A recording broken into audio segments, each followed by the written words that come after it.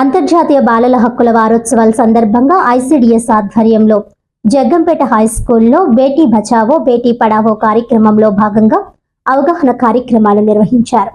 ఈ సందర్భంగా Jaggampeta high school విద్యార్థులకు అంతర్జాతీయ బాలల హక్కుల వారోత్సవాల్లో భాగంగా క్షేత్రస్థాయి కార్యక్రమంలో విద్యార్థులు మండలంలోని ప్రభుత్వ కార్యాలయాలు, post office, police station, MRO office, MPDO office, fire station, వ్యవసాయ శాఖ, సిహెచ్సిలను సందర్శించి ప్రభుత్వ సేవలు ప్రజలకు ఎలా చేరుతున్నాయి, అధికారులు పారదర్శకంగా ఎలా పనిచేస్తున్నారు అనే అంశాలపై అవగాహన పొందారు. విద్యార్థులు తమ సోషల్ సబ్జెక్ట్ పాఠ్యాంశాలను వాస్తవికతతో అనుసంధానం చేసుకునే అవకాశాన్ని కల్పించారు. అనంతరం ముఖ్య అతిథి జగ్గంపేట ఎమ్మెల్యే జ్యోతుల నెహ్రూ చేతుల మీదుగా విద్యార్థులకు బ్యాగులు పంపిణీ చేశారు. ఈ కార్యక్రమంలో సిడిపిఓ పూర్ణిమ, ఐసిడిఎస్ సిబ్బంది తదితరులు పాల్గొన్నారు. విద్యార్థులకు నా ఆశీస్సు. ఈ రోజు నుండి వారోత్సవ కార్యక్రమాలు జరుగుతాయి.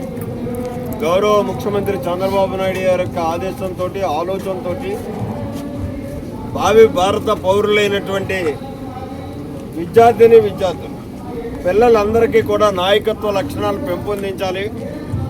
వారి వృత్తుల్లో ఆ నాయకత్వ లక్షణాలతో సమర్థవంతంగా భవిష్యత్తులో వాడు ఈ దేశానికి, ఈ రాష్ట్రానికి ఉపయోగపడాలి.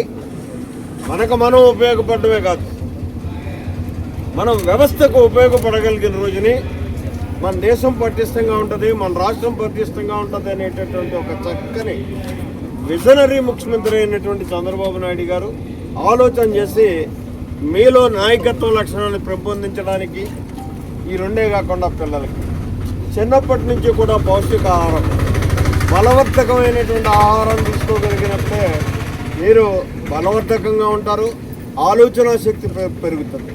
అయితే మన వాతావరణాలను కూడా పరిశుభ్రంగా ఉంచుకోవాల్సినటువంటి అవసరం ఉంది.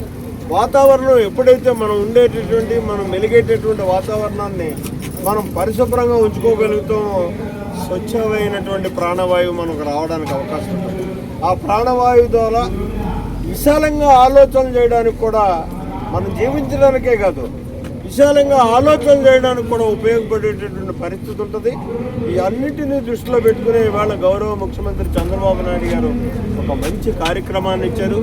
మరి అది నా చేతుల మీదుగా మన నియోజకవర్గంలో ప్రారంభించడం ఒక అదృష్టం.